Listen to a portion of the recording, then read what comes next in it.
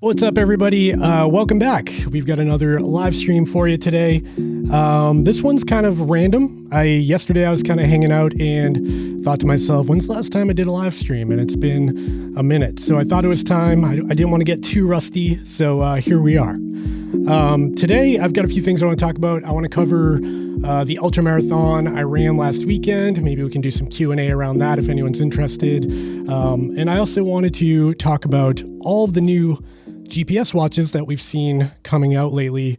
There's a lot that's coming, and I feel like there'll be more that's coming, and maybe we can talk a little bit about that, maybe speculate as to what might be coming from other brands, and talk about where things are right now as we go into October, which is typically Techtober with all the holiday deals coming. So yeah, I think there's a lot to talk about there. Before we dive into that, I do want to make sure you guys chime off in the chat. Where are you coming from? Let me know where you're from, and also follow up with any questions you might have for later on in this live stream when we get into the Q&A part of things. It can be questions about the Ultramarathon, running in general, GPS watches, shoes, anything really. I'm happy to talk about anything. I mean, it could even be completely non-sport related too, if you're interested in that. Actually, I've been watching a lot of Squid Games. Have you guys been watching that? Oh my goodness, that's a heck of a thing. We'll talk about that more too.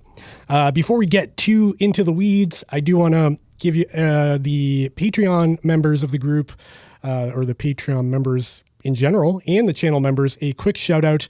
If you are a Patreon member or a channel member, I really, really appreciate your support. For those of you who don't know, the Patreon group submits or contributes a couple of bucks each month to keep the lights on in this place, keep me doing this thing that I'm doing here, and it's hugely helpful. So thank you for the Patreon members and for the YouTube members.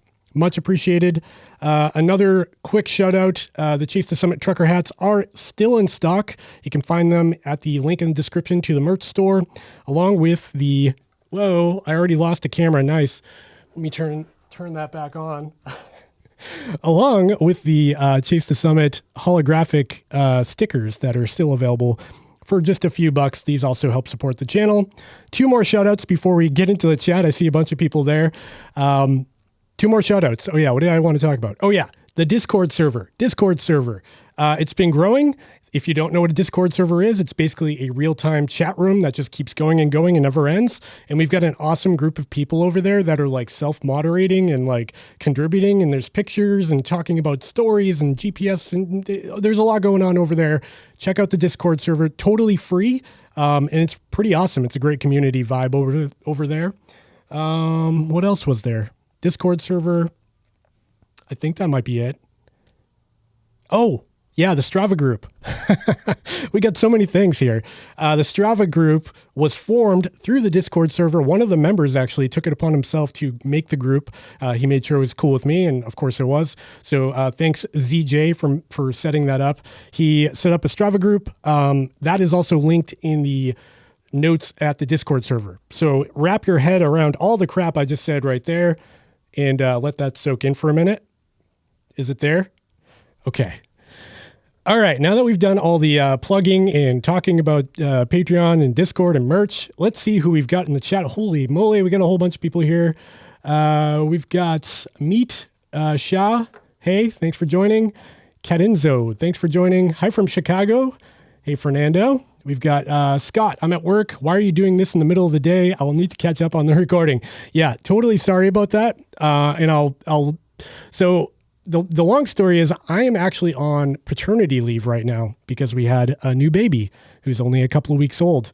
So in order for me to actually be able to live stream, my kids have to be in school, and my wife has to be in a comfortable position where the baby's like chill and, everything's good. So as it lined up, 1:00 worked for me, and I apologize. I know a lot of people are in work right now, but I was hoping it was Friday. Maybe you ditched out early. Maybe you have a long lunch break on a Friday.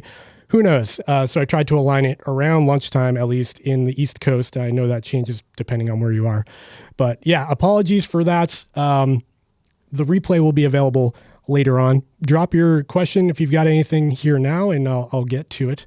We've got Mad Happy right now. Hey man, just found your channel. Where in the East Coast are you from? I am in Massachusetts, a little bit north of Boston. Nashville, Tennessee. Awesome. Hey, from Vermont. Hey, cool. I'm not too far from there. Watching from Sweden. Awesome. We got Ryan Clayton, Midwest represent over in Indiana. Greeting from Lodz, Poland, Europe. Good vibes. Awesome. Thanks for joining. Kedinzo, yes. Hi from, let me try to say this. I'm bad with names of countries and Mauritius. Did I nail it? I'll take it. GL from North Central Massachusetts. Good evening from the UK. We got Seth, New England Trails. Yo from Rhode Island. And Mad right now says, congrats on the baby. It was good to see your video on the last run you tried going through with everything. Yeah, so that's kind of the first thing I'll talk about today. Last Saturday, I don't know if you caught up on my channel, if you even watch it, maybe you're new to the channel, go check out that video, maybe after this live stream so you're not cut short on this. Basically, I ran a 100-mile ultramarathon. It didn't go quite as planned, and I ended up dropping at mile 44. Still recovering now, although I'm feeling pretty good. I actually ran yesterday. I kind of just felt decent enough to get out the door. I did a couple of miles, but my calves, man, I did some damage. In that video, I talk about some cramping I was going through later on in the race, and I just it feels like knife stab wounds in my upper calves near my knees. It's like right where the tendon is that connects to the bone. I've been doing some foam rolling and stretching and massage gun, just trying to break it up a little bit and, hydrating like crazy and stuff. But it's just going to be some time before I'm full out, out there again running. For now, I'm still doing like GPS testing and stuff at a limited capacity because of how beat up I am right now. But I'm feeling pretty good now. It's been 6-7 days since the race, and yeah, I mean, I'm capable of jogging. I'm definitely not in perfect condition yet, but it is what it is. I kind of knew going into that race that things weren't perfect for me. Obviously, we had a 12 or 13 day old baby at home. Sleep hasn't been great. My diet, honestly, has not been great. We spent a week in the hospital where I was eating hospital food all day and, not sleeping great at night, being on a couch in the hospital and stuff. I can make all the excuses in the world, to be honest with you. But the truth is I wasn't as trained as I should have been. And, I made some poor mistakes during the race that ultimately led to the DNF.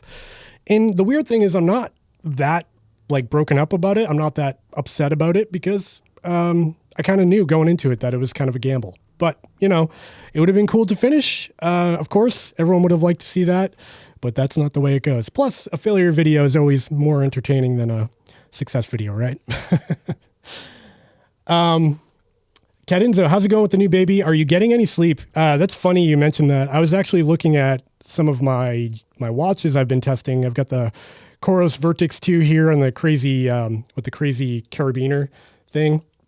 And I've been looking at how all of these watches, I've got the Polar Grid X Pro here, and how they track sleep and what my sleep has looked like lately, because I feel like I'm putting the sleep tracking aspect of these watches through a stress test with having a baby in the house and how they pick up interruptions and being awake. And it's been really interesting to watch. I will say the Polar's been doing pretty good with the sleep tracking, but this isn't the question you asked. With the new baby, we're doing good. I mean, as good as you can be with a baby in the house. We've got 3 other kids, so it's not our first rodeo, but it's been a while since we've done the newborn phase and, the bottle feeding and all the stuff that comes with it, changing diapers. My youngest, other than the baby, is 3 now, and he's basically out of diapers. So going back into that mindset of having to carry that stuff with you wherever you go, it's an adjustment. But like I said, it's not our first rodeo. We've done it before. And she's great. She's healthy and well, and mom's doing great as well. So thanks for asking. Chris King, hello from Winnipeg, Canada. Hello, Chris. Thanks for joining. Amir Castilla. Hi, greetings from Belize. Waiting for your take on future tech and possible release of the most importantly, your experience with your race. Yeah, I mean, I've kind of covered what's going on, what happened with the race.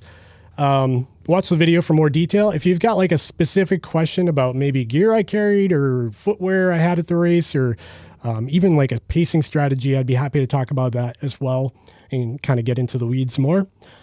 In terms of like future tech, I think everybody, judging by the comments I'm seeing on the YouTube channel, everyone's waiting to see what Garmin does next. Me as well. You know, I don't know anything you don't know at this point. And I'm excited to see what they do next, because as we move into mid-October, November, you know, this time of year is when everything comes to the table. We've got the new Apple Watch coming. We've got Polar and Coros launching new devices.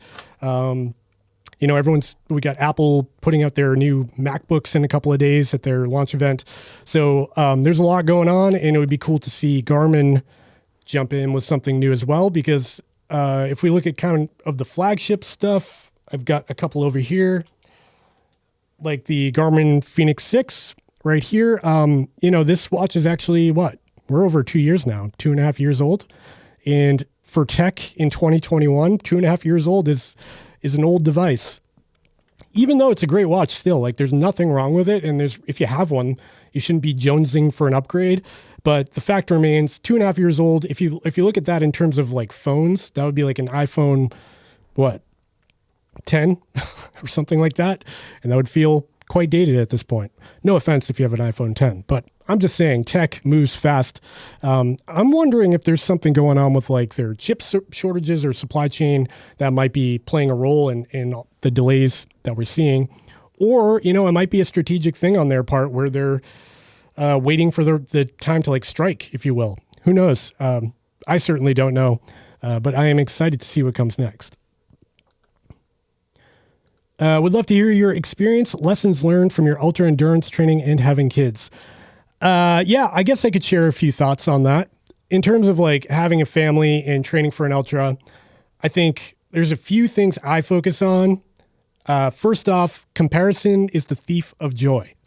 That's actually a vlog coming up that I have.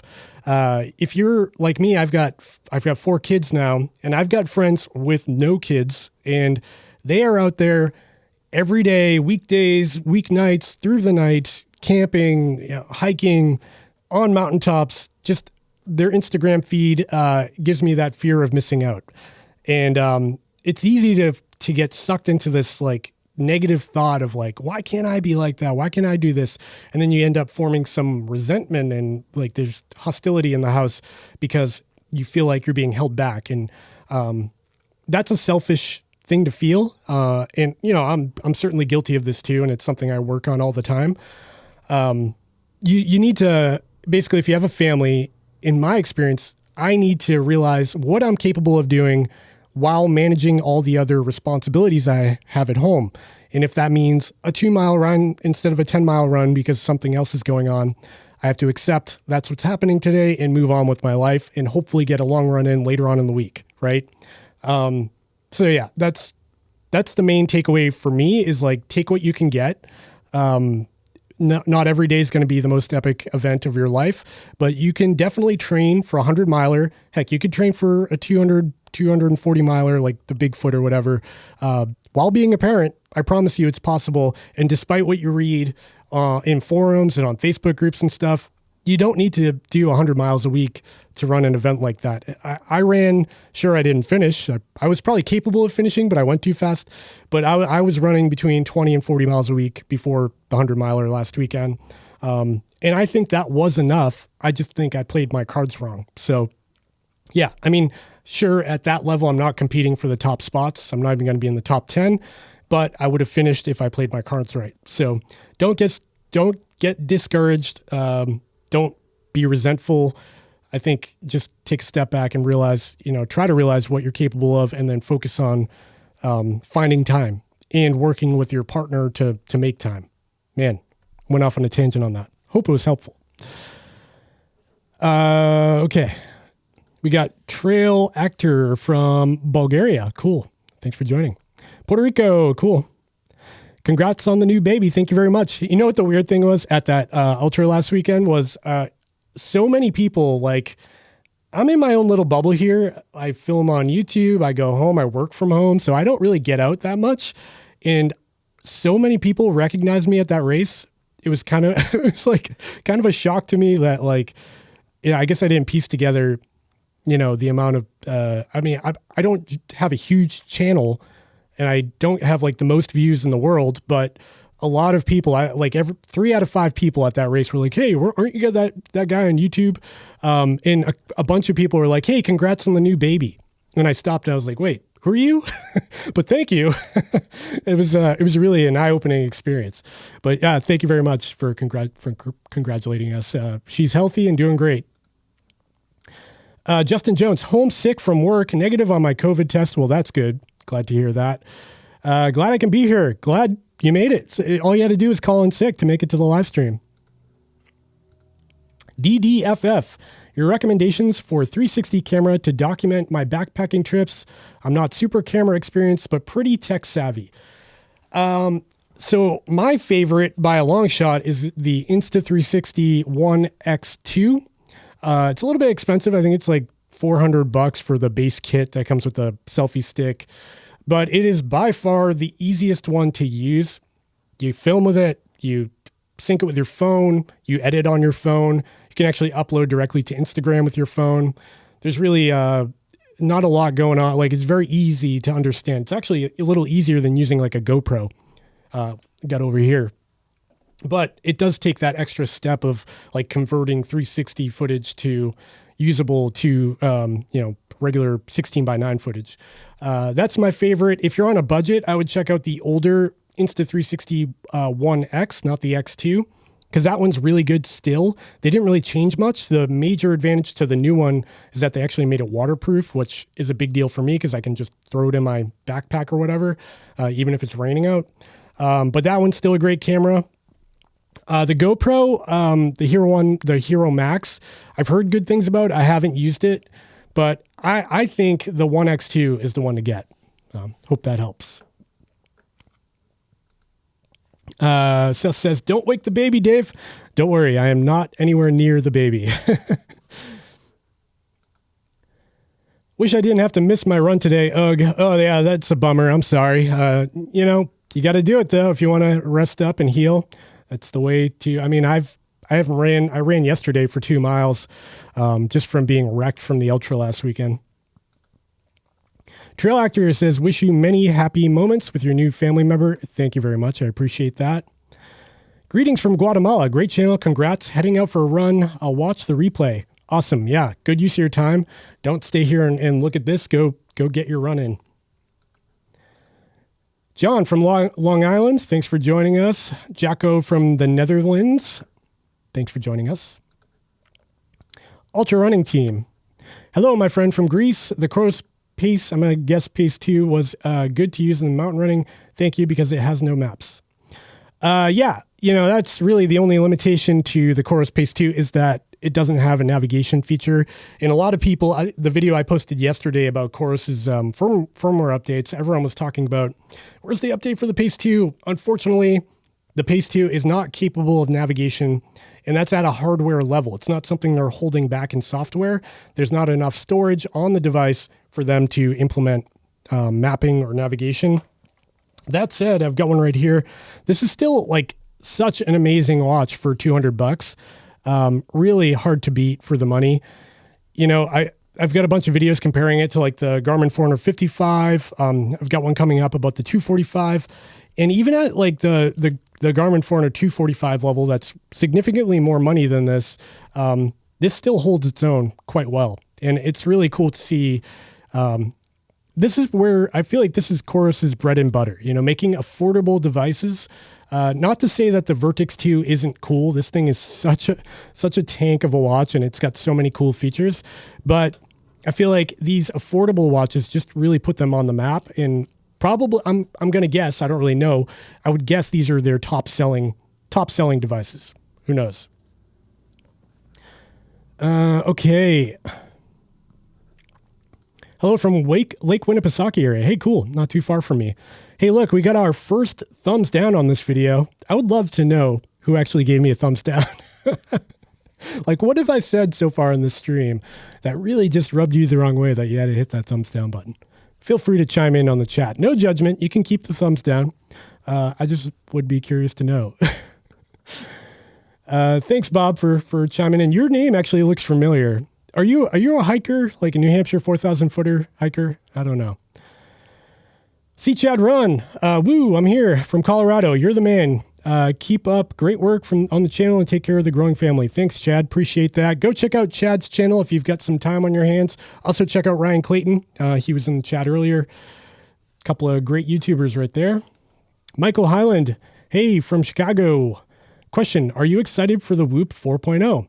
And will you be doing a video on it? Yes, I will. Actually, I got the Whoop. Where is it? No, who cares? Oh, there it is. I got the Whoop 3.0 here.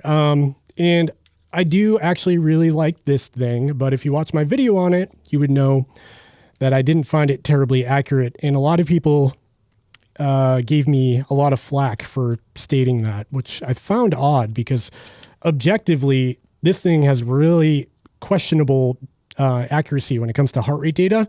And like their entire ecosystem and app relies on accurate heart rate data. So if like you're putting garbage in, how are you going to get good stuff out? I don't know. That said, like the data coming out of the app when I tested this thing was actually pretty useful. And maybe they don't use heart rate for everything. Maybe they use a lot of the other data like the accelerometer and temperature and stuff. I don't know. It was interesting to test out. But yeah, I am genuinely excited to try out the Whoop 4.0. I reached out to them. I think they kind of blacklisted me because I kind of gave this a negative review. Their rep was really nice to me up until I posted the video, and then they were not as nice to me. So I'm waiting for the 4.0 upgrade. I had to do it like everybody else. I submitted the claim through the Whoop website, and yeah, it says like 6 to 8 weeks delivery. So whenever I get that, I'll be doing an update video on it. Hopefully it's better. I'm hopeful that they improve the accuracy because that was my only beef with this. That and the monthly subscription was hard to swallow. Like $30 a month. That's like Hulu, Netflix, and whatever, Disney combined. You know, it's a lot. I feel like $10 a month feels a little bit more like reasonable, considering it's something you pay for forever, you know. Seb, hey, from France. Thanks for joining. We got Michael Gillingham, turmeric for recovery. It's funny you mentioned that. I have actually tried that pretty extensively for a while. Not this recovery around, but previously I forget what injury it was. I think it was a knee injury. I had a knee dislocation when I was out running, and it gave me a ton of inflammation, and that inflammation was so hard to get down. So I tried everything. I Googled anti-inflammatory holistic medicine. I tried topical gels, turmeric, black pepper was one of the things. I think you take that with turmeric.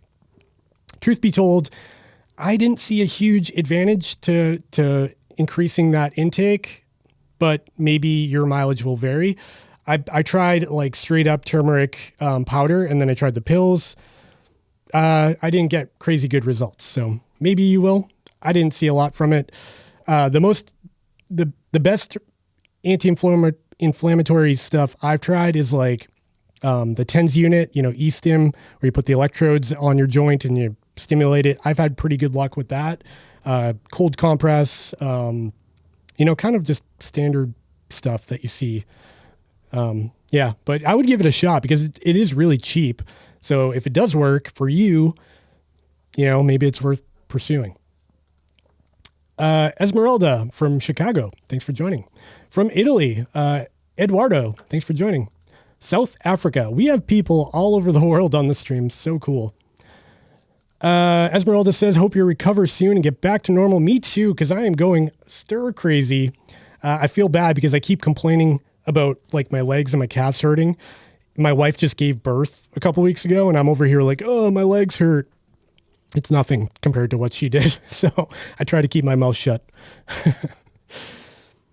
The HRM on my Venue 2 does not seem to be accurate enough. Even though it's the latest generation, anyone else deal with this? I sprint 170 beats per minute or higher, but it thinks it's lower. That's interesting. I had really good luck. I've got them all over here, but there's no point in picking them up. I had really good luck with the Venue 2, and I still use it on and off today. That new Elevate 4.0 heart rate sensor proved to be pretty accurate, even compared to the Apple Watch, which typically has a really good optical sensor on the back. Thing is, it's still an optical sensor, and none of those are perfect. So if you're not having good results, maybe try tightening the band, maybe try swapping wrists, maybe try flipping the watch actually to the inside of your wrist. Experiment a little bit and see if you can find a better placement for it. Make sure the watch is worn 2 finger lengths above your wrist bone. So make sure you kind of slide it back as much as you can, and then tighten it down as much as you can. You don't want to be able to fit a finger under it. Like right now, mine's too loose. So if you can do this, it's too loose. It might feel a little uncomfortable at first, but that is the best way to get the best accuracy from your optical heart rate sensor. And that goes with any watch. That said, if you can't get better data from it, just buy a chest sensor. Get a Polar H9, one of the Power Labs sensors that I reviewed on the channel. Those are like $60 and super accurate. So if you find yourself fussing with it a lot and it's driving you nuts, maybe check out an external sensor. Seb, I'm super interested by the ability of the Grit X to track poor sleep nights. The Garmin 745 is not quite as good. Yeah, I would agree, generally speaking.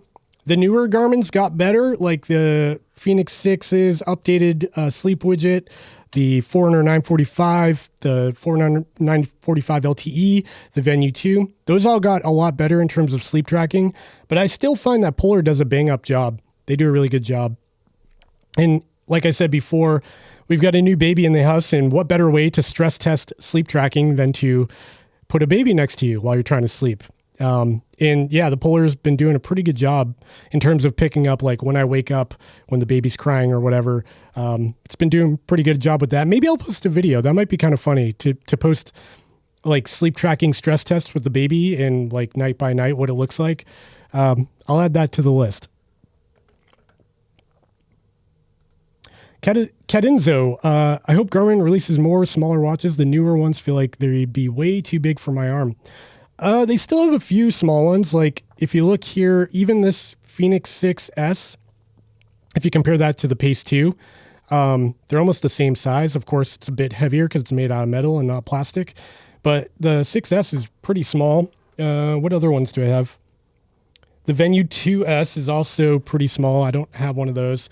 The Forerunner 55, where's that? Yeah, that's it, right? Yep. The Forerunner 55 that I have here, that's pretty small too. If you compare that to this Grit X Pro, that's kind of a chunky watch on the left there. Yeah, so the Forerunner 55, the 6S, the Venue 2S, those are all pretty small watches. I don't know if you'd be able to get much smaller than that. Maybe the Venue SQ gets pretty small, but at that point you start to give up some features. And as you shrink the watch, you also shrink the battery life. Keep that in mind. But yeah, it'd be cool to see them, kind of expand on that in the future. Maybe like a really small 945 with the mapping and everything, but in a smaller package. That'd be cool.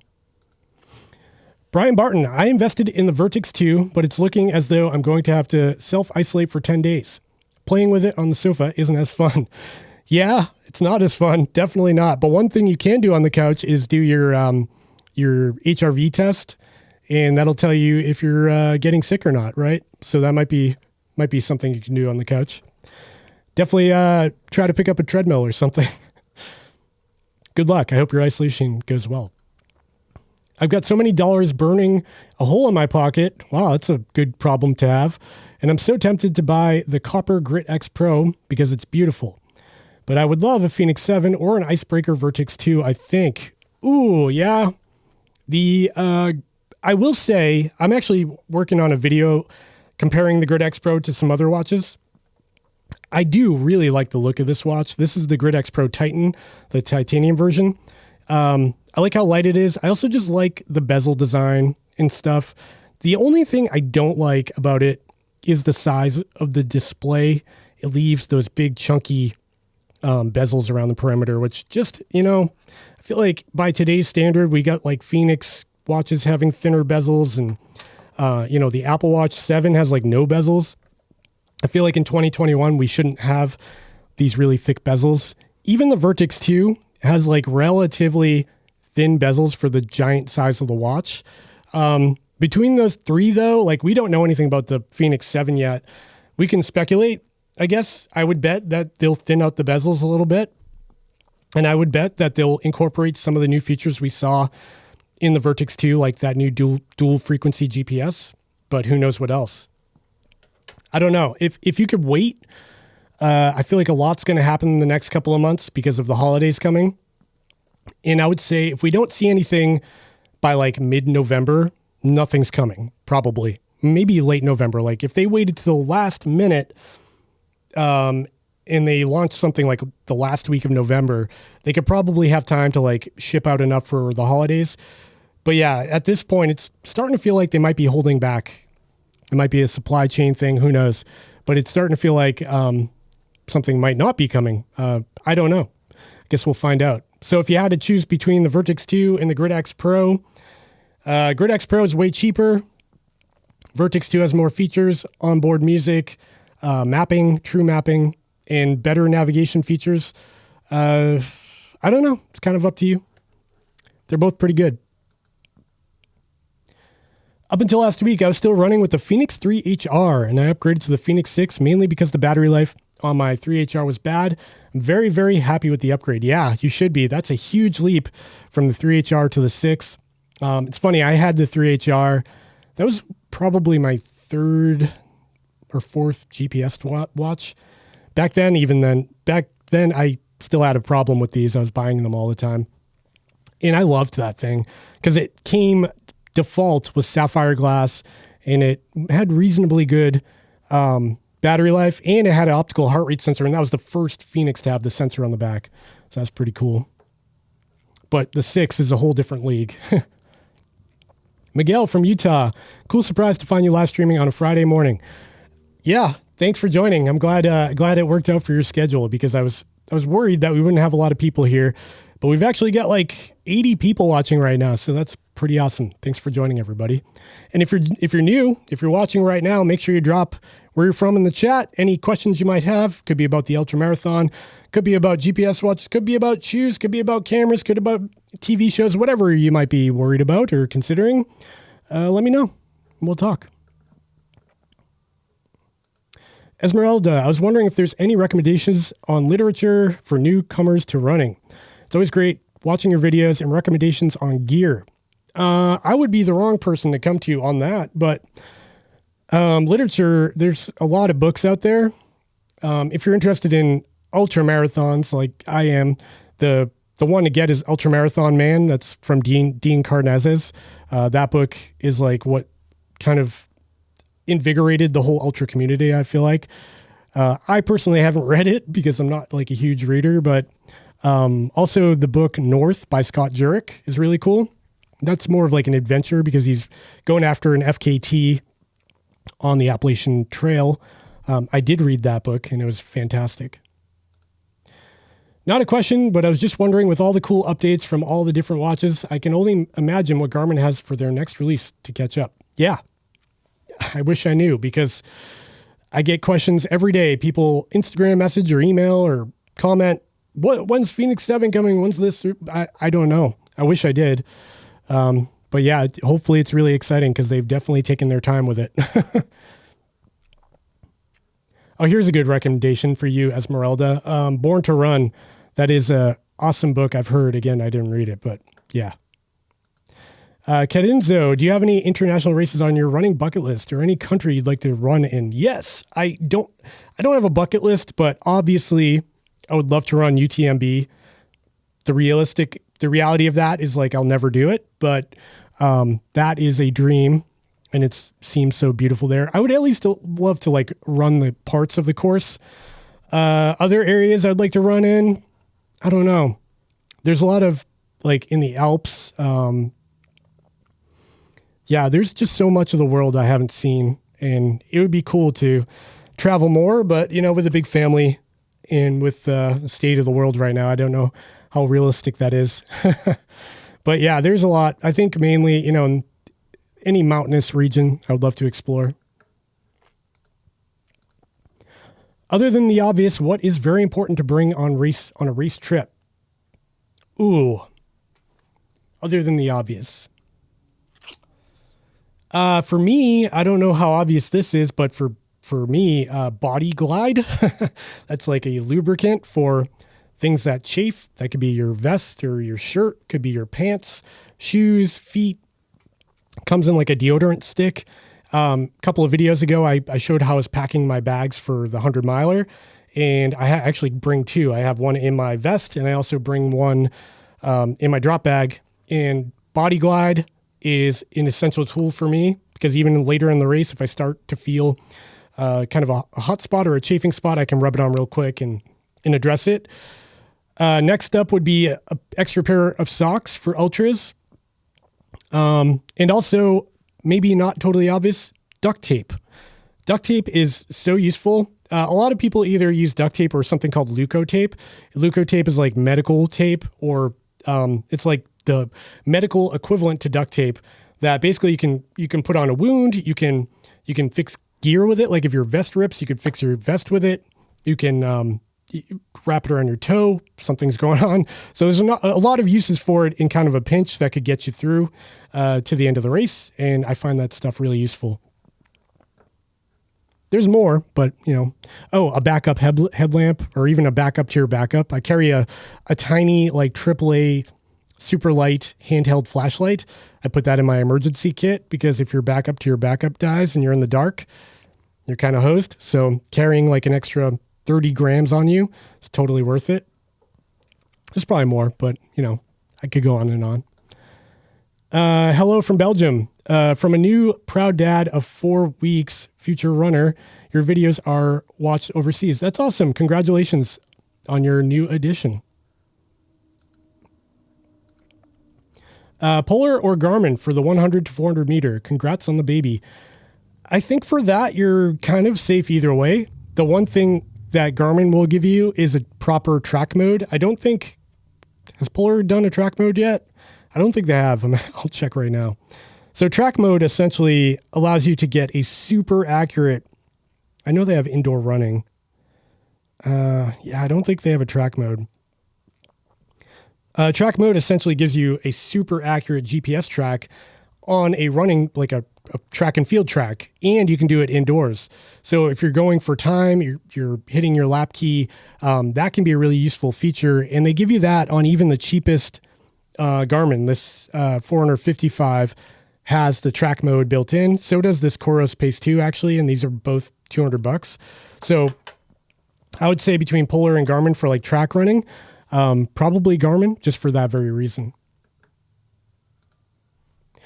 Chris King, new Garmin Forerunner 945 LTE user, 2 weeks in. Awesome, congrats. I'd be curious how often you've found use in the LTE aspect of it. Did you even sign up for it, or did you just kind of use the watch as is? Hi from Oklahoma, I'm guessing. I'm wanting to start filming some of my runs and document the journey to marathon. Any advice? I guess what I've learned along the way is don't be embarrassed. If you're running in a group, it's weird to pull out your camera and like selfie or aim it at people or whatever.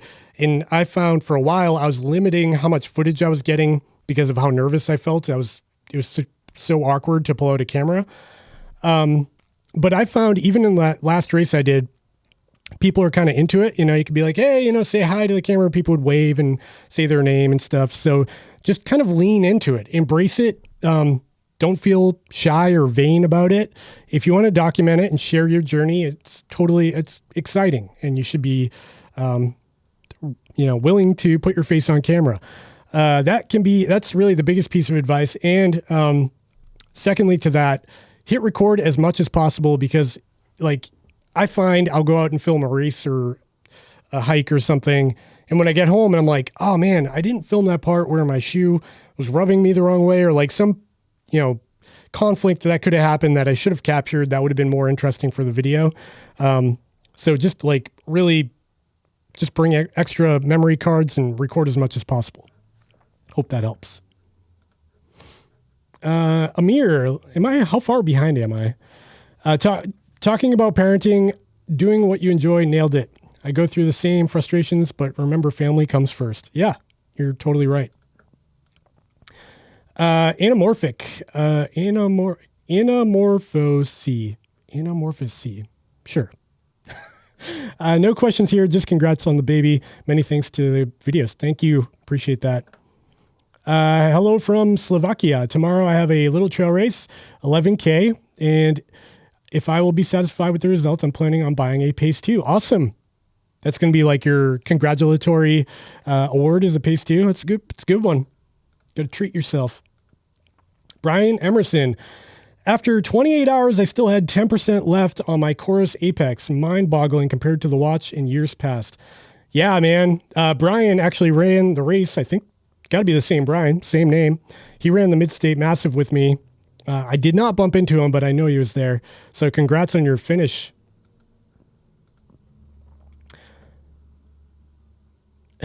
To be honest, your little baby has now got, several thousands of uncles and aunties.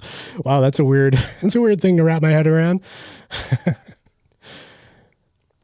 Hello from South Africa, trying to get back into running after we also had a new baby, doing our first 5K again tomorrow. You got this. Yeah, you do got this, man. Thanks for sharing. It's tough, like bouncing back after the baby stuff, especially if, like, for me, I tend to fall off the wagon a little bit when, later in the pregnancy where my wife's super uncomfortable and maybe we aren't dieting right. It's easy to fall into like bad habits. So getting back into it is tough, but good luck. Do you expect a new Garmin 245 soon? I would guess. A lot of people ask about this too. I feel like I'm shrinking off camera. Watch this. That's awkward. There we go. That's better. The 245s have been around for a while. It's kind of like the Phoenix 6. They launched very close to each other. I've got one around here somewhere. But yeah, if I had a guess, that's kind of up. It's ripe for an upgrade. And to be honest, I was kind of expecting it before the holidays. Again, I keep saying this, but who knows? I would be excited to see it, but I don't know. Noah B. Hey, Dave, really appreciate your most recent videos. Great stuff. Dad Fleets Unite. Dad Fleets Unite. That's a great little symbolism there. Thanks. I'm glad you like them. I need to make more of those videos of like just running, vlogging, about life, racing. I feel like they're a little bit more relatable, and honestly, they're a lot of fun for me to make. So I'll try to make more. I'm going to have more coming about like recovering and training with a baby, because I actually do have another race on the calendar 2 months away right now that I really want to do well at. So I'm trying to be strategic on how well I can train in just like 7 weeks remaining before that race. We'll see. And I'll have videos all about that. Carlo Gayton. Is the heart rate data reliable from the Chorus Pace 2, or is it really as bad as DC Rainmaker says? I don't think I've seen that one from Ray. For me, it's weird because some days, you'll probably see it in my videos, some days I get really good accuracy from this optical heart rate sensor, and then other days it's not as good. I do find that if you buy the Pace 2 with the nylon band that I have here, it has a much better chance of getting good heart rate data because you can really customize the fit. So you can get this like just as tight as you need it to be and then sock it down with the Velcro. And this band really helps out with that. So hit or miss for me. It's definitely not the worst by any means. It's on par with most of the Garmin's. None of them are perfect, unfortunately. So I would say it's not as bad. It's not the worst. It's not perfect.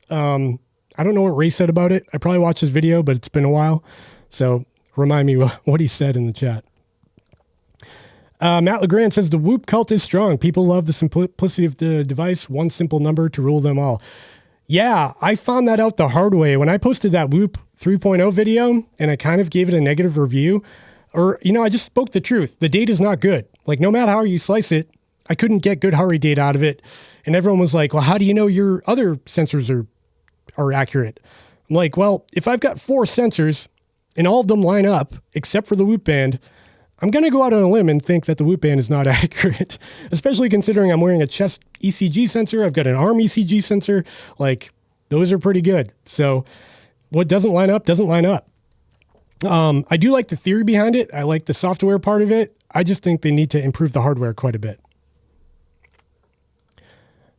Side note, the most recent, the 100 miler video. Sorry, Noah. Trying to catch up on this. Colin McRae says probably an accidental thumbs down, I guess. Probably, but if it wasn't, I want to hear from you, thumbs down guy or girl, whoever you are. Maybe you just don't like my face. That must be it. Does the Venue 2 give off VO2 max and all those advanced data? It gives you a VO2 max. It's kind of buried. It's actually in the profile, health profile, whatever. It gives you your body age or fitness age. So that's how old you are metabolically and not actually years old. And then it gives you VO2 max, but it doesn't do anything else. It doesn't do like training load or training focus or recovery advisor. Like, that stuff is all in the Forerunner line. The basic stuff is on the Venue 2. Question, what is the best HRM chest strap to get currently? For my Venue 2, the latest HRM is not as accurate as times.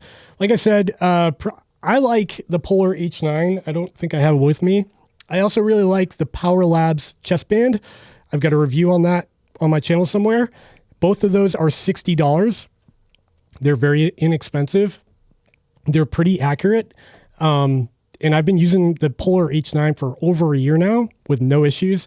I swap out the battery like every 4 months and I'm good to go. Aside from that, if you've got a bigger budget, the Garmin HRM Pro is really good. That's going to give you a little bit more data. Maybe not on the Venue 2, but on the Forerunner line, you get like ground contact time and running power and things like that. That one's like $130, so it's a bit more. And the weird thing about that is like the brains is actually built into the belt.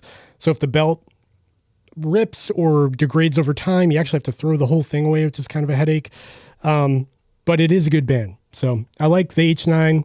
I like the Power Labs chest band. And I do like the Garmin HRM Pro.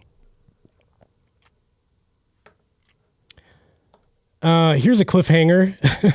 Oh yeah, question. Have you tried? I think he'll chime in. There it is. Have you tried the nylon strap for the Garmin watches, such as the Fenix 6? Would you recommend this to save some pounds and grams? I have the nylon ultra fit band for the Garmin Enduro. I have it right here, actually. And yes, I have mixed feelings about this strap because as a strap, I really like it. It is a very good strap. I like that it doesn't retain water. It doesn't get gross. It weighs nothing. It makes this watch very light. What I don't like about it is the price. I feel like they're really price gouging on this because if you look at it, there's actually no plastic hardware on it. It's literally like if you pull it out of the watch, all it is a band. There's nothing else to it. So the fact that they try to get like, I forget how much it is, like 40 or 50 bucks. Is that how much it is? It's like, wow. And I don't even think like third-party people on Amazon are making these. Maybe they are. But yeah, it seems like something a third party needs to take over and make like 10 bucks or, 14 bucks or something. Because 40 or 50 bucks for a little strip of nylon seems a little excessive. But it is a really good band. So if you don't mind the price, I like the band. Matt LeGrand, you might have mentioned this already. What's up for your next race? I've only got one on the calendar, and then I've got some personal projects. So the one on the calendar is a local 50K. That is at my local trails at the Middlesex Fells. It's called the TARC Winter Classic. TARC, T-A-R-K, is the local running group around here. That stands for the Trail Animals Running Club. And they put on a bunch of local events, and they're super cheap, and they're a ton of fun. It's like $30 to get in. There's 2 aid stations. It's a looped course on a trail I know really well. So I'm really excited about that because I run it every year.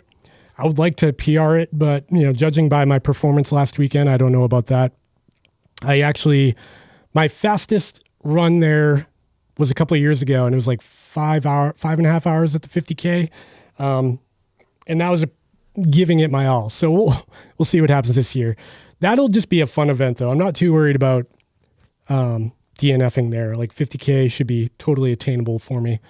And then after that, winter's going to roll in, and I've got some personal adventures lined up. I want to do some stuff in the mountains, and I will certainly have my camera for that.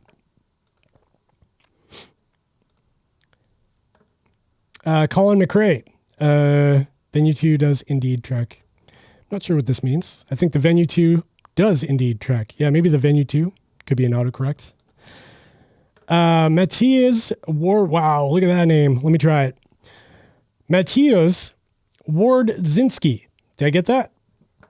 I will again take the opportunity and ask you very kindly for the Grid X Pro versus Suunto 9 Peak.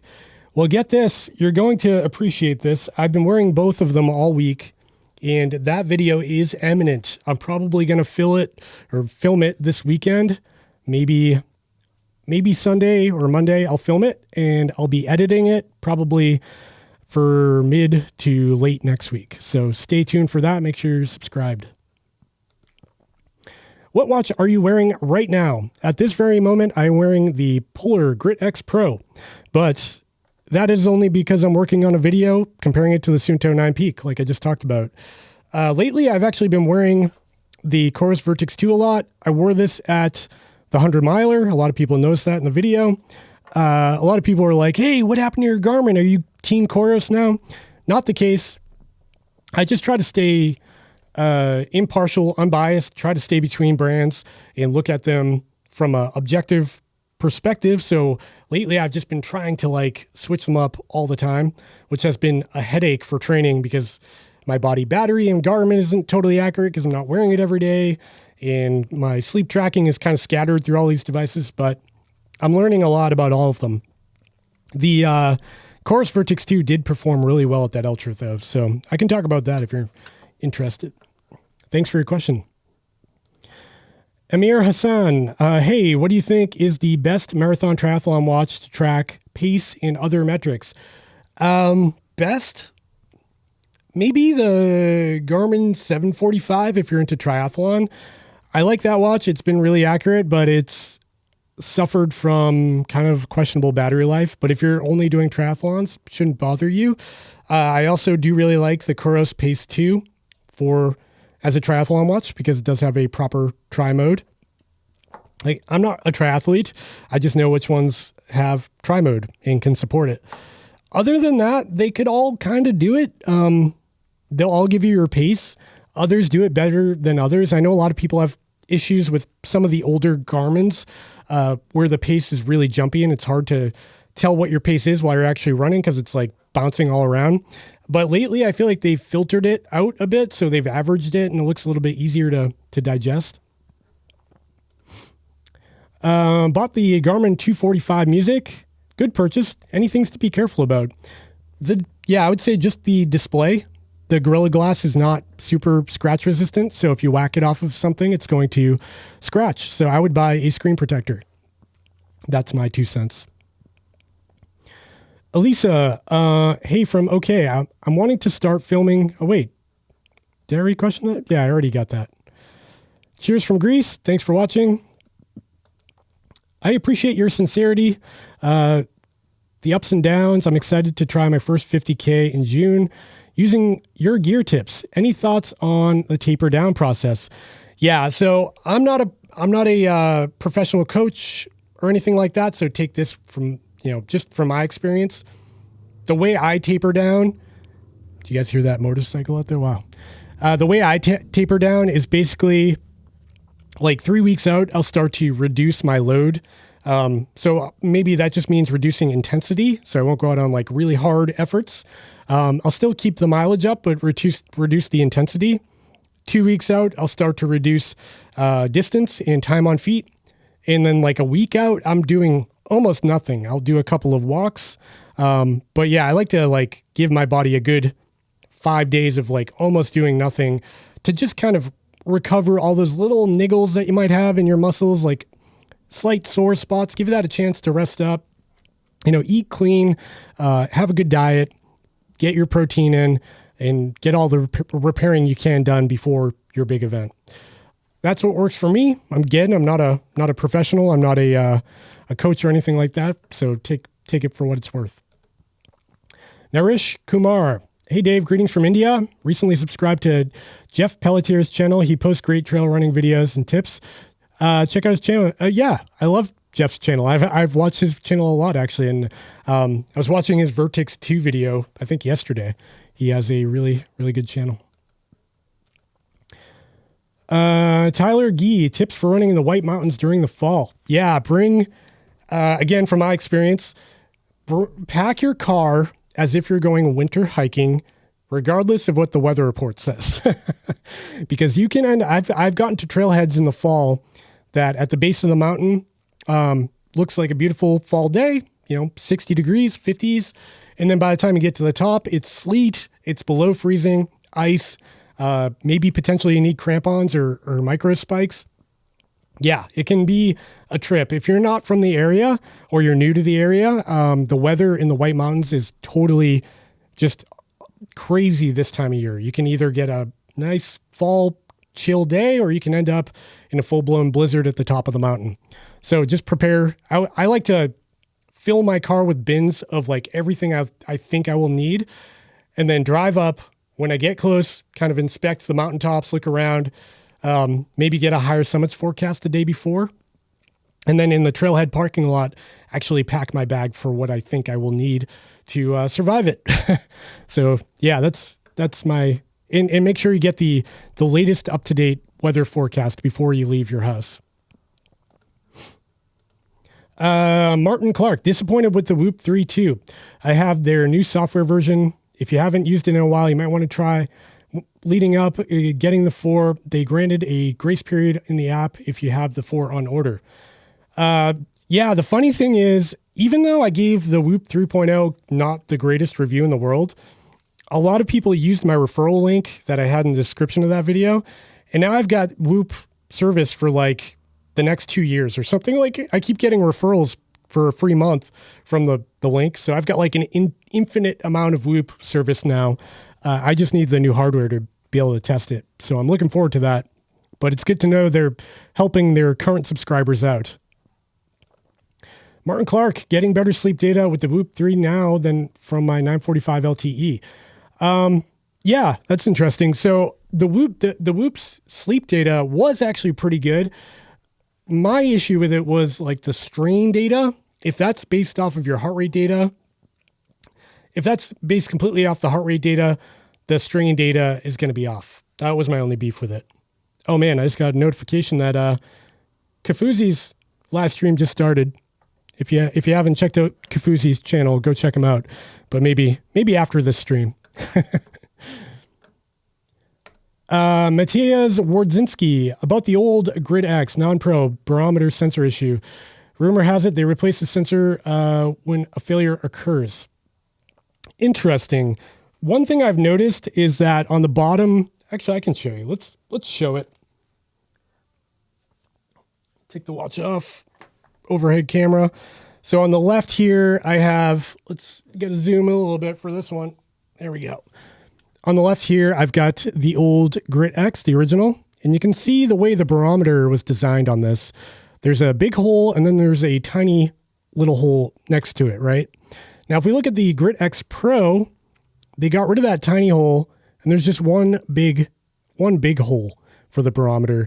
And I'm wondering if that's the change they made to improve the accuracy, because what I think is happening, or what people have said is happening, and I suspect is probably true, is salt and gunk and things from your wrist are getting jammed in these little holes that are preventing the watch from detecting the change in air pressure, which ultimately would reflect in the barometer reading. That said, I haven't had that issue on my Grit X non-pro. I know I've seen it a lot in the Facebook group. There's like a Grit X Facebook group. Of course, I'm part of it. And a lot of people do complain about it, so it is definitely an issue, but in my experience so far, I haven't seen it happen. So it's to be determined whether or not they fixed it, but I believe they did, because why else would they change the case design if it wasn't to address something like that? Amir Hassan, what's your opinion on the Samsung Watch 4 for tracking pace and accuracy? I have a whole video about the Galaxy Watch 4. It's pretty good. It's not my favorite, and it's hard to recommend at the price point. If you're looking, like if you're in the market, you're like, okay, I want a running. What just happened? Uh-oh. What just happened? Am I still... Sorry, I just lost... Something just happened. My mic turned off. Something happened. I hope you're still there. Let me know if you guys can... Let me know if you guys can hear me right now. I'll keep talking because I think you can hear me and it still says I'm live. So hopefully it's not... didn't get too messed up. Okay, where I left off. Okay, the Galaxy Watch 4... yeah, it's not a bad watch, but if you're like, if you're in the market for particularly a running watch, I would say there are better options on the market for that amount of money. That's just my opinion on it. But if you are a Galaxy user, you're somebody who has a Samsung Galaxy phone and you really wanted like an Apple Watch experience, the Galaxy Watch 4 is going to be the best alternative you can get. So hope that helps. I actually lost where I was in the chat because like my screen blacked out and my audio interface turned off. I don't know what happened, but I'm glad I recovered as quickly as possible here. Sorry for the technical difficulties there, folks. Okay, well, funny, as a new father, I'm tracking my sleep and can assure you my Garmin notices body battery stress is worse. Telling myself transferring energy to my son. Yeah, that's a good way to look at it. You're definitely transferring energy. Yeah, I mean, last night, for people who are not parents, here's how last night went. Our daughter is like 3 weeks old now. I'm sure some of you can relate. We're doing a mixture of bottle feeding and, you know, the other kind of feeding. And my wife fed her at midnight. Then she fed again at 2 o'clock in the morning. And then I fed her at 3:30, 4 o'clock in the morning. So if you do the math there, not a lot of sleep happened. And we take shifts now, but like even still, just when the baby cries, we wake up, like both of us get up, even though one can go back to sleep, both of us end up waking up and that just screws up your whole night. Like you come out of your deep sleep and then you got to get back there. So it's definitely a challenge and it's definitely harder than any ultramarathon to raise a baby. Trail actor, how much heel to toe drop do you find work best for you in long distances? I currently swap between a few pairs when I go 4 millimeter. Yeah, so I am a big ultra footwear user, so that's 0 drop. That's not for everybody, but it really works for me. At my last race, I wore the Ultra Lone Peak 5.0s, and they were actually a brand new pair, fresh out of the box. I like those. I might try the Ultra Olympus too in the future to get a little bit more squish or cushion in there as I get a little bit older. Man, I don't want to get old, but as my feet get older, they get a little bit more beat up at these events. So I've considered that. However, I have been wearing Topo Mountain Racer 2s, and those are like a 5 millimeter drop. And I've been wearing the Salomon Ultra Glides, and those are a low drop. I forget how much, but yeah. For me, I don't really notice a huge difference between 0, 4, or 5. Like anything under 5 feels like low drop and it all feels pretty good to me, even though I'm very used to 0. So I think your mileage may vary, but I like a low drop shoe. I like 0 shoe. My computer went haywire again. Like the monitor turned off. Jeez. Okay. Let's keep going. Let's keep going, baby. Keep this party going. Okay, where are we at here? I'm stationed in Germany. Gorgeous scenery and trails. Oh, that's cool. I would love to try out Germany. Oh, here's a great question that I was hoping someone would ask when I mentioned this earlier. What do you think about Squid Game? Wow, So I think we've got one episode left. My wife and I have been like binge watching it since we've been on maternity and paternity leave from work. And you know what? Let me unplug something real quick because I think that's what's messing with me. Yeah. I actually have my GoPro plugged in. I think that's what's been messing with my setup. Yeah, so Squid Game has been it's been a weird one to follow. Like the first episode, I was like, I don't know if this is for me. Like I thought it was kind of slow, and I watched it dubbed. So it had like the English speaking over the Korean, like mouth over thing. And I tell you what, that is not the way to experience it. You got to put on subtitles and read and let the actor's voice, like, even though it's Korean and I can't understand it, they just seem like way better actors when they speak their native language rather than the overdubbed English version. So if you're getting into it, I would suggest that. But it's quite it's gory. Make sure kids aren't around when that show comes on because it's quite a thing. Jamper, greetings from Finland. Thanks for watching. Noah B, to follow up on the 100 miler video, I know you said that it was the last video made. What was the story leading up to the next aid station? What was the story leading up to the next aid station? You mean from where I dropped? Yeah. It was like a roller coaster, man. I went from mile 20 feeling pretty bad, mile 30 feeling pretty good. I started running again in that video. I was moving. Nothing was like, things hurt, but like expectedly kind of hurt, like not normal. And then mile 40 hit and I hit a wall. Like my stomach started cramping to the point where I thought I was going to vomit. I kind of did a little bit, like dry heaving kind of thing.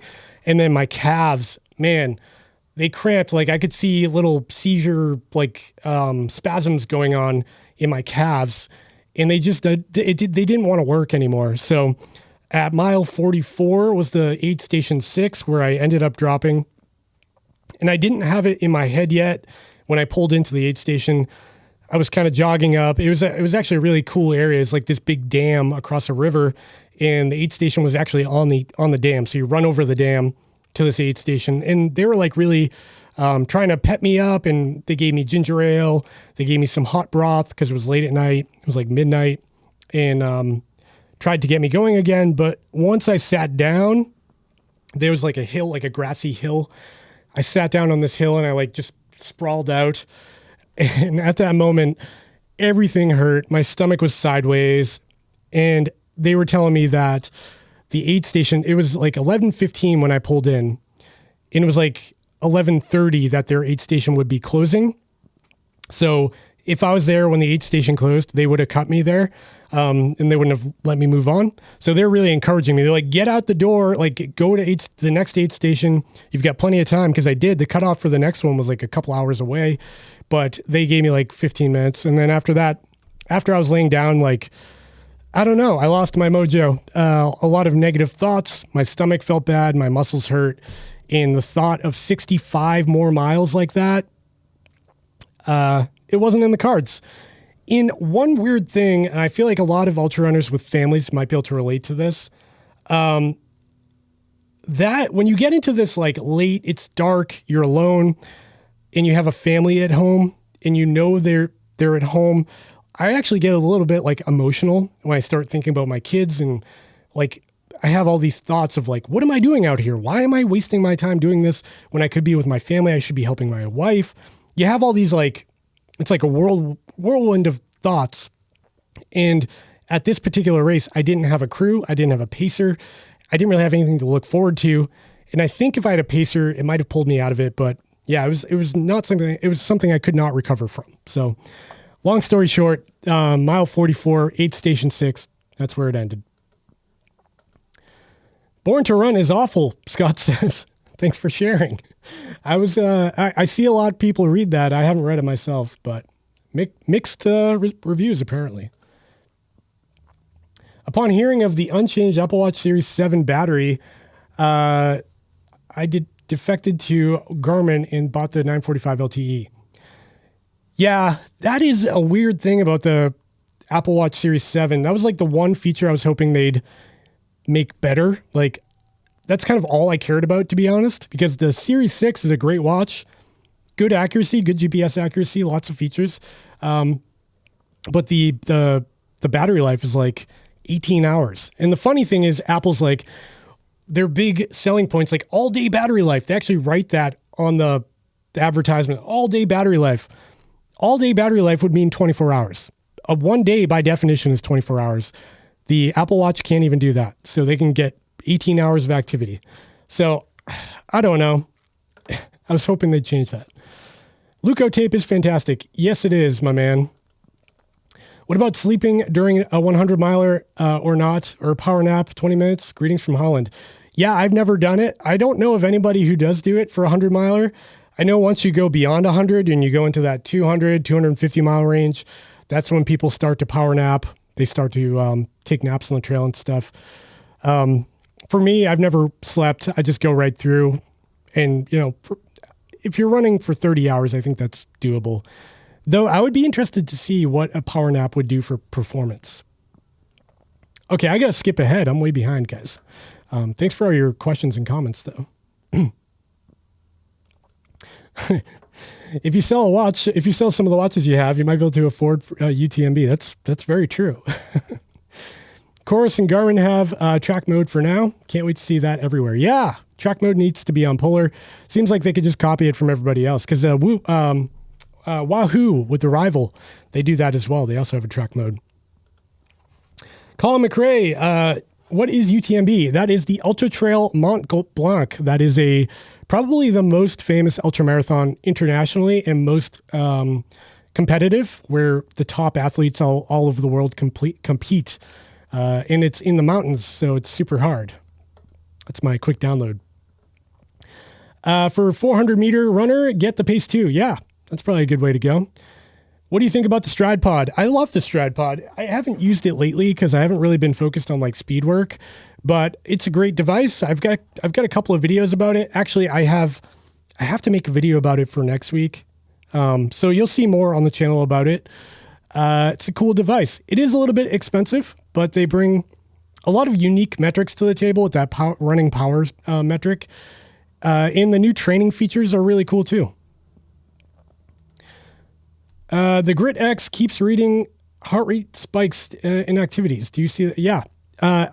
So I've got mixed results with this. Again, with the original Grit X, if you watch my first review from June of 2019, you'll see in that review, I actually say the words, "This has the best heart rate sensor I've ever tried." And I feel bad saying that because at the time that was true, but ever since then, there are like occasional spikes in the heart rate data. Not to say it's bad, but like you'll have this perfectly accurate trend line with like these gradual dips and drops, you know, that seem accurate. And then you'll get this like real big spike right in the middle for no apparent reason. And that tends to happen with the Grid X in kind of all of the Polar watches. I don't know why. So that's one thing to watch out for. Does it affect your data? Not really. The only metric that really screws up is your max heart rate recorded. So on your activity summary, you'll see something that like max and min, and the max will say like 220. You didn't hit that. You probably would hit like 170 on a hard workout, but it'll spike occasionally, and you'll see some erroneous data. Does that affect like training load and stuff? I don't think so. So should you worry about it? Maybe. It is definitely something to keep in mind. David Brown, training by pace, heart rate zones, or power. What are your thoughts? They all work to varying degrees. I think it depends how much you want to get into the weeds about it. I really like training with power. If you have a wrist-based power watch like a Polar or Chorus, it's an interesting metric to watch. But I know a lot of people still train by heart rate, and that's fine too. So whatever you're comfortable with, I think just find what works for you. I kind of go between both. I like to use heart rate occasionally. I like to use power occasionally. I don't often train by pace, but I probably should because I'm not a very fast runner. What are your thoughts on the TicWatch Pro 3 Ultra? Glad you asked. I have one coming this weekend, hopefully. It should be delivered.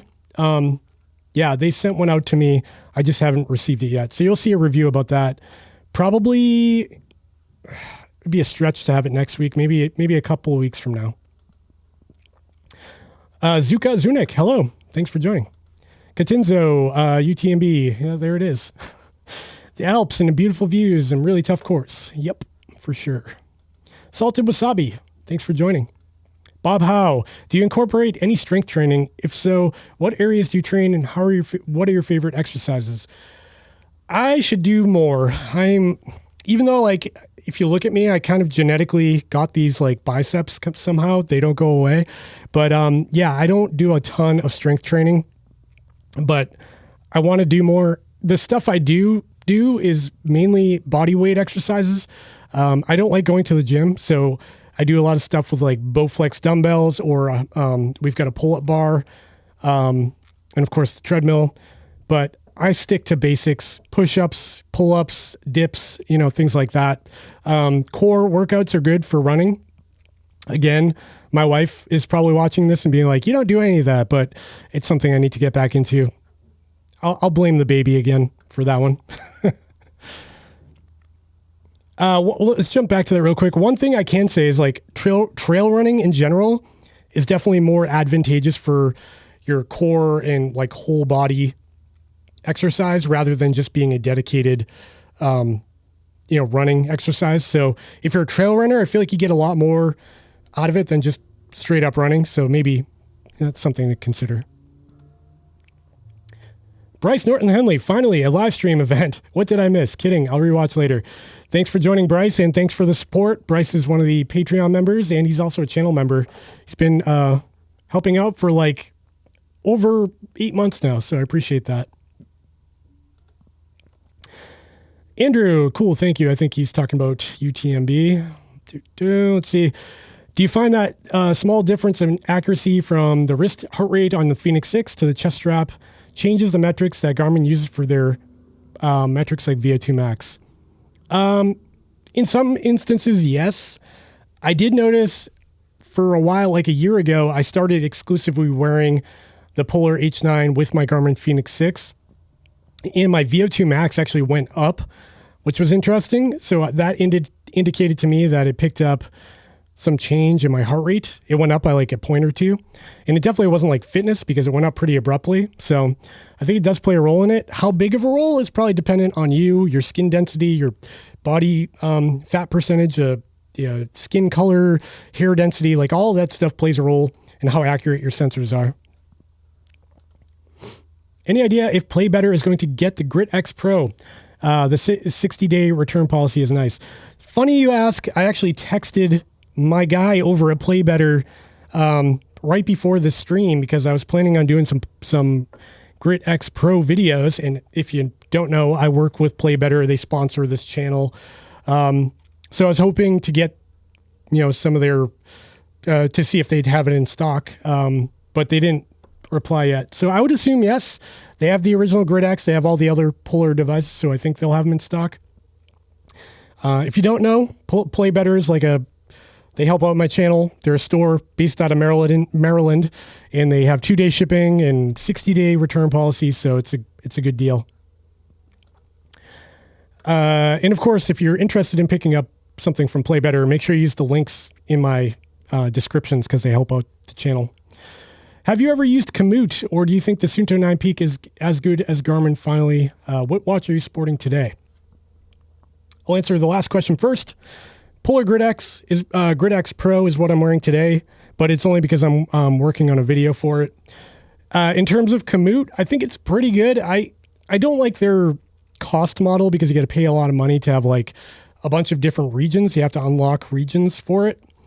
I prefer using something like Gaia GPS, or even Strava has a pretty good route builder built in. And you can use Strava with Polar. You can also use Strava, export a GPX file, and then import it into Suunto. So you can use that for basically every device. Also, the Suunto app has a really good course maker tool that could be worth using if you're into navigation. Hi, is it possible to wear the Garmin HRM without my phone near me? For example, when I play football. Yep, you got to get the Garmin HRM Pro if you want to do that. Then when it gets close to your phone, it'll sync the data back to Garmin Connect. Oh, hey, Matt LeGrand is here. I watch all his stuff too. Cool to see people I watch interact. Yeah, Matt's a good friend of the channel. He's actually been on the live stream before. Check out the past live streams. We talked for a couple hours. I think we drank a beer and just chatted about YouTube stuff. Greetings from Germany. I'm looking for a watch with good, simple HRV measurement. Yeah, so between the Venue 2 and the Vertex 2, the Vertex 2 will give you like a more raw HRV measurement. And I like how it uses the bezel as a second point of contact for it. So between those two, yeah, I like the Vertex 2, if you find that kind of information useful. Okay, so I think you're answering the other person's question there. Wearing the Whoop on the bicep increases the accuracy dramatically, at least for me. It was a bummer on my wrist. Yeah, so I've read, and I have tried it on the bicep, and yes, I did get better results, but I don't find it terribly comfortable up there on the bicep, so maybe I need to invest in a better like sleeve or something for that. That's one thing that's exciting about the Whoop Band 4.0 that they're rolling out, is that the Whoop ecosystem gets like apparel and accessories now, where they sell shirts with like a Whoop holder built into it and shorts and stuff. So you can actually get your measurement without having to wear something on your wrist. I like the idea behind that. I'm hoping that grows into something. Andrew, if you don't care to link HRM Pro activity, it will track your heart rate and steps, then you can download it later. Answering the question about the HRM Pro. Matt LeGrand saying hi to his fan. Greetings from Poland, I think, or is it Polnad? Poland, there we go. Hello from Minnesota. Everyday watch, Garmin, Coros, Polar, or Suunto. As an everyday smartwatch type thing, I prefer Garmin because they have the most like smartwatch features. Not on your list there, but also the Apple Watch is really good, and the Galaxy Watch 4 as like a daily driver. But as like a sports watch that you wear every day, I prefer Garmin. I can't believe I'm watching this live for the first time. Welcome. I hope it's everything you expected. By the way, congrats on 40,000 subscribers. You've helped a lot of people find good gear and motivated a lot of people to hit the trails. Thanks. Appreciate that, Matt. You're a good friend. Best overall Garmin watch? Kind of depends what you're doing. Best as like a wellness device, I would say the Garmin Venue 2. Best sports watch that Garmin makes, I would say it's a tie between the Forerunner 945 LTE and the Garmin Fenix 6. I think that's, yeah, I'll stop there. Hello from Romania. Thanks for joining. Fenix 7. What do you think? Man, I've got a lot of thoughts about it, and I get asked about it every day. I think the Fenix 7 will have the dual GPS feature we saw on the Coros Vertex 2. I think they'll have an improved heart rate sensor. I think they'll have better battery life, and maybe they'll bring some weird, quirky new feature like an OLED display or something like that on a Fenix would be kind of cool. Please, what's the best watch for calories burned? Oh man, I don't really know. I don't have a scientific way to quantify which watch is more accurate when it comes to calories burned. I don't even know how many calories I'm burning, so I have to kind of trust that they're accurate. I will say I like how Polar displays calories burned because they actually put it, I can show you. I'm wearing one.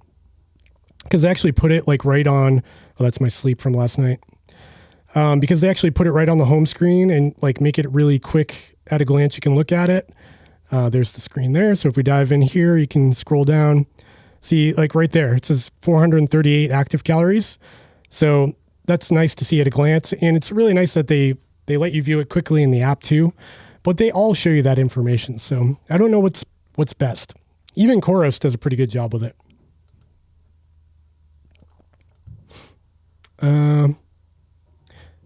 Have you used the Polar Grit X Pro after the review? Yep, wearing it right now, and I've gone on several runs with it. I plan on posting probably 2 to 3 more videos about the Grid X Pro, comparing it to other devices. So if you're not subscribed, make sure to subscribe now so you don't miss those. Do you have any experience with the Oura Ring? No, I don't. That's something actually I got interested in.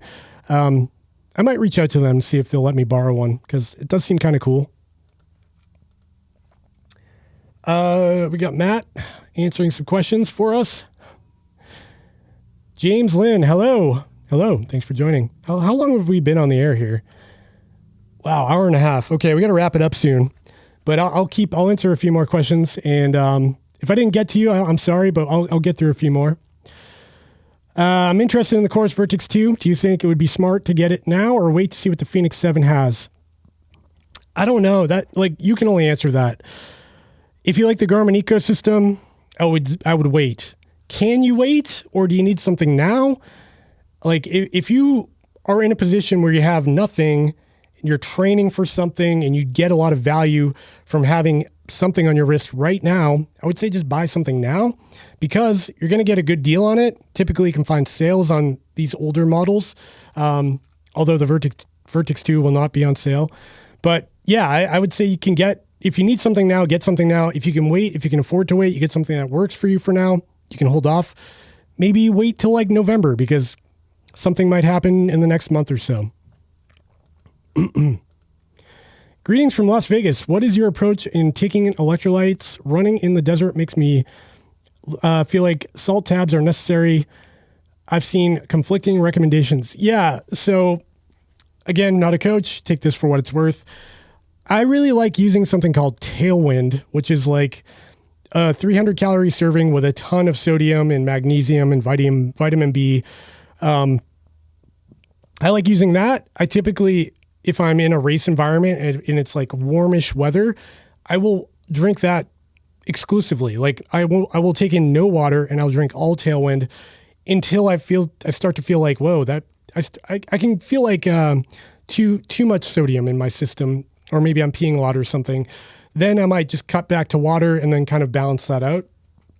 I will say, if I start to feel muscle cramps, like I did last weekend, I will take salt tabs. Those can be a lifesaver. They can pull you out of a really bad situation. So I like to have those on me all the time. And yeah, that's my take on it.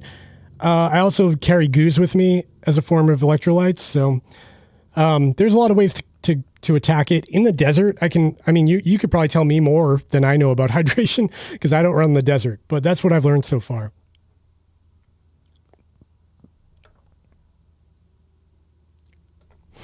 Okay. Also, I noticed your update video on the Chorus Vertex 2 and Apex. Do you expect many more updates for the Chorus in these devices? Yeah, Chorus is really good about their updates. Chorus likes to, as long as the hardware can support an update, they will just keep pushing updates out, which I really like. So that's one thing I really respect about Chorus, is they never obsolete something entirely until the hardware cannot actually support the feature. So if it's a space constraint, in the storage of it, or the CPU isn't powerful enough, like we saw in the Pace 2, the Pace 2 doesn't support navigation, so it didn't get an update yesterday, but everything else did, even the Apex, which is over 2 years old. So I really like that about Garmin. Oh, and here's everybody talking about me losing my microphone for a minute. Thanks for letting me know. Still there. Yep. All good. Let's scroll down. Matt LeGrand talking about kids at night. Yeah. Man, it is not going back into that mode. We have older kids, and going back into baby mode is so hard, but she is cute, so she makes it worth it. Okay, I'm scrolling down now. I'm sorry for everybody I missed. If you've got a really pressing question, repost it, or make it very visible, because I'm scrolling by a lot of people here because there's so many, and I'm getting close to the end of the stream. Oh,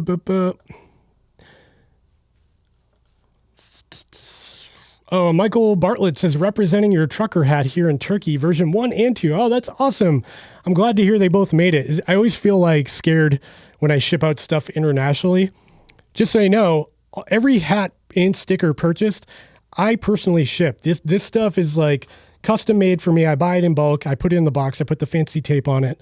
So I appreciate everybody that purchased one. And yeah, when I ship internationally, I'm like, please make it, because it's crazy to think I can get a hat to Turkey. But thank you. Appreciate that. Ever thought about doing a backyard ultra? You have a lot of kids, so you can make them take turns crewing you.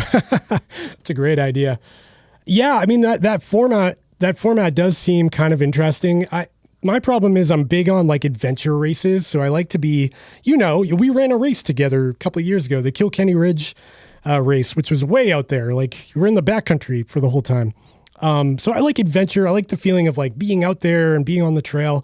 And typically those backyard ultras are like, 4 or 5 mile loops, and you just keep going.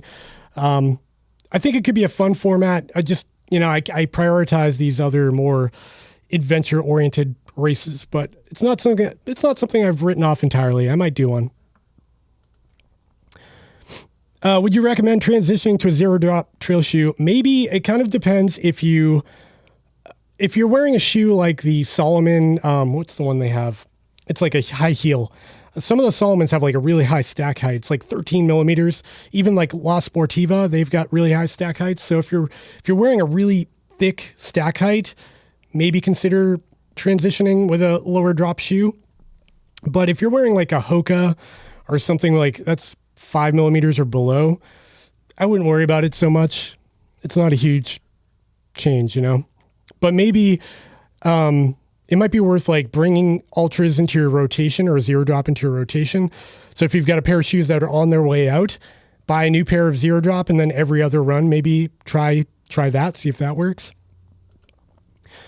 What's your most trusted fitness tracker? I don't know. I feel like I go towards Garmin's. I really like the Garmin Fenix 6 I have here. I really like the Garmin Enduro. This thing's a tank. I also like the Garmin Forerunner 945 LTE that I've got somewhere around here. They just feel really reliable. I've never had them crash or lose an activity on me, nothing like that. So I tend to trust them. Stefan from Italy, can you pair an in-ear headphones and manage music with the Chorus Apex? No, unfortunately not. The Chorus Apex does not support offline music. The only Chorus to support that is the Vertix 2. Do you use protective film? I'm going to guess on your watches. Yes, only if they're not sapphire. So like this is the Chorus Vertix 2. That's a sapphire lens. Fenix 6, this is sapphire. Grid X Pro, sapphire. The Garmin Enduro here actually does have a screen protector, which you probably can't see, but it's on there. It's just hard to notice. And that's because this is a Gorilla Glass screen. So it is pretty easy to scratch. Oh, look at that. We just sold a hat. Thanks, Chris, for the purchase of your hat. I'll get that in the mail ASAP. But yes, I do wear protective screens on some of the watches, depending on what they are. What is your favorite distance to run? In a ultra marathon event, I will say 50K is like just fun. Like you can run, I think most people could run a 50K. Don't get me wrong, it's hard, but you can, if you pace yourself, even a slow 50K, like you can run one. So I think if you can run a marathon, you can definitely run a 50K. If you can run a road half marathon, you could probably run a 50K.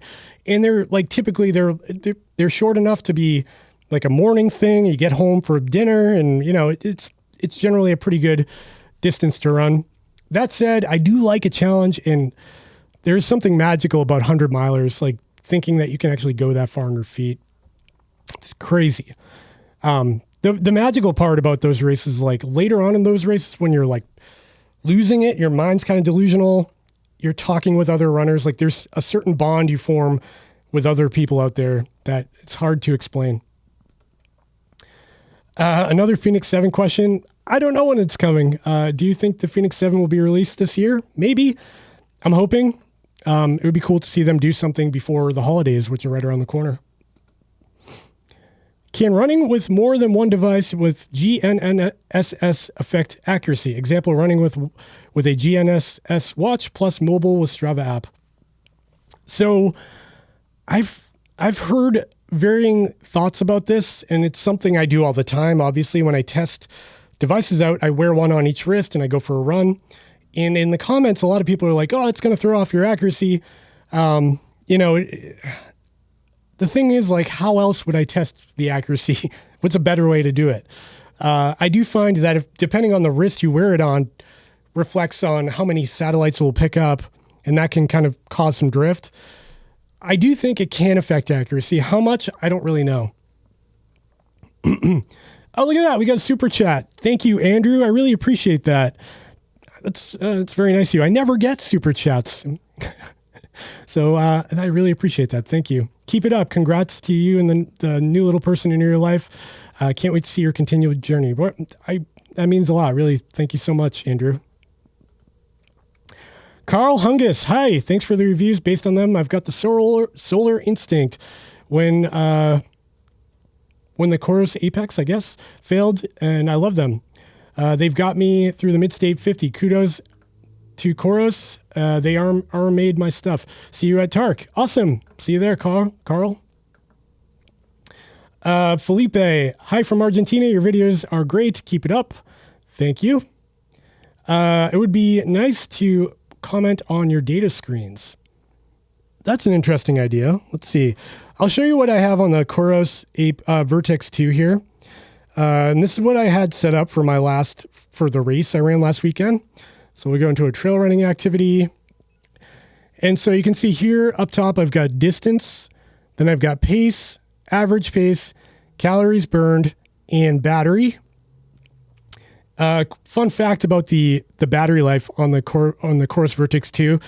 I still haven't charged this watch a week later after running 45 miles with it that weekend. It's still at 72%. And down at the bottom here, I've got total elapsed time. And then when I go to the next page, I've got heart rate, I've got elevation gain, elevation loss. I've got the time of day on the next page. And then it goes over again. And then also I put in the map view. Oops. I put in the map view there too. I like to jump into the map view through the settings by holding this button and then going over to the map if I want to track where I am, if I'm on a course. So that's a quick look at what I had to set up for the 100 miler. Hope that helps. I guess I'll finish that. Hopefully this doesn't upload to Strava. It's let me delete it. That's one weird thing about Coros is if you record too long, like right now, if I let that go for a minute, it would automatically sync with Strava and people would be like giving me kudos on the 0 mile activity. Alex Orden, would you recommend transitioning to zero drop training? Didn't answer that? I think I answered that. My chat might be a little messed up. Noah says, it seems like a pacer is key. Don't know if you've ever watched Nick Bear's stuff. I do, yeah. To be fair, he has a lot of money to be with a full crew. It seems pacers really help push through. Yeah, pacers are everything. And I was kind of dumb to go into this without a pacer. Truth be told, I tried to get a pacer. Everybody was unavailable. And then I just was like, I don't want the pressure of them waiting for me. And I'm like, what if I bail and they drove out there to meet me there? I don't know. I had a lot of apprehension. So I just went solo and then I messed up. Okay. Couple more and then we're out of here. Thanks, Dave. Congrats on the new baby. Thank you. We got Ramen Bishnoi. I think I said it right. Bishnoi. Hey, first of all, thanks for the great work you're doing. Also, the Enduro or Vertex 2, if we have to choose. I've got a whole video about that. I'm not going to waste our time in this video. Definitely go check that out if you're interested. Long story short, they're both great for different reasons. Hi from the UK. What's your dream race? UTMB. I think UTMB or the Barkley. The Barkley would be crazy to get into if I could do that someday. And Chris Benson, Garmin Instinct Solar or Garmin Forerunner 745, which is better? If you're a hiker or an outdoorsy person, get the Instinct. If you're a runner or triathlete, get the 745. Okay. I'm losing my voice, I think. I hope you enjoyed this live stream. We've been on the air for way too long. My wife's going to kill me. I got to get home. Got to pick up my kids from preschool and get my other kid off the bus. I hope you enjoyed this live stream. If you did, make sure you give me a thumbs up down below. Subscribe to the channel. I've got a whole bunch of videos coming. I cannot emphasize this enough. I've got the most ridiculous amount of smartwatches around, and I've got comparison videos. I've got the Apple Watch 7 on order. That will be in my possession maybe tomorrow. I've got a lot coming. I've also got a treadmill review. I've got an indoor bike review coming. I've got a lot coming. So if you're interested in staying up to date with all the latest and greatest sports fitness tech, and just like everyday life, I'll be adding some vlogs in there. Make sure to subscribe to the channel. Check out the merch store for the hat. Check out the Patreon group to see some behind the scenes footage of what goes on around here. Check out the Discord server if you want to join the chat, and the Strava group. Join the Strava group to see what all of our community is doing. How many miles are people racking up? And for all of that stuff, you will find links in the description. Yeah, this was fun. I've been looking forward to doing a live stream for a while now, and I'm glad finally got around to doing it. Thanks for joining, everybody. Let's see if this outro video plays. Have a good one. Bye.